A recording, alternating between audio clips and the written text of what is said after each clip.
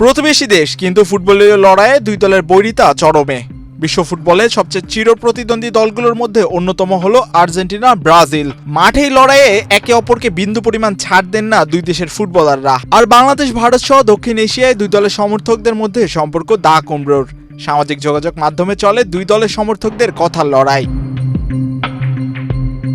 বিশ্বকাপে সেই লড়াইয়ের মাত্রা বেড়ে যায় অনেক গুণ। তবে এবার আর্জেন্টাইন ভক্তদের সময় করতে হবে এক ব্রাজিলিয়ানকে। Gold's Gym across 30 plus countries with over 700 plus locations worldwide. Train anywhere, belong everywhere. কারণ চিরপ্রতিদ্বন্দ্বী ব্রাজিলের এক ডিজাইনারের তৈরি জার্সি পরে আসন্ন 2026 বিশ্বকাপে মাঠে নামবে আর্জেন্টিনা। 2026 সালে জুনে মাঠে গড়াবে বিশ্বকাপের নতুন আসর। আসন্ন এই বিশ্বকাপ আসর ঘিরে বেশ আগে থেকে রয়েছে উত্তেজনা, উন্মাদনা।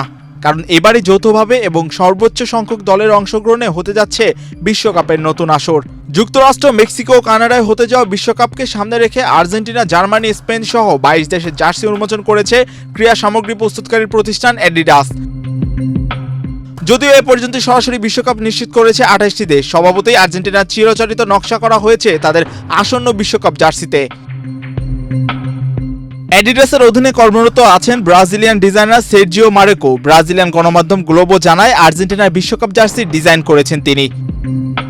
নিজ দেশের গণমাধ্যমকে মারেকো বলেন, প্রাথমিকভাবে আর্জেন্টিনার চ্যাম্পিয়ন হওয়া আসরে পরিহিত প্রতিটি জার্সি থেকে নীল রঙের শেড নতুন নকশায় ব্যবহৃত হয়েছে। ডিজাইনাররা আগের 3 জার্সির শেড সমন্বয় করে, ফলে নীল রঙের 3টি ভিন্ন শেডই থাকবে আর্জেন্টিনা 2026 বিশ্বকাপের জার্সিতে। স্ট্রাইপ ও গ্রেডিয়েন্টে আকাশি সাদা রঙের ব্যবহার পূর্ণ হলেও মেসিদের নতুন জার্সিতে আধুনিকতার ছোঁয়া রাখার চেষ্টা করা হয়েছে।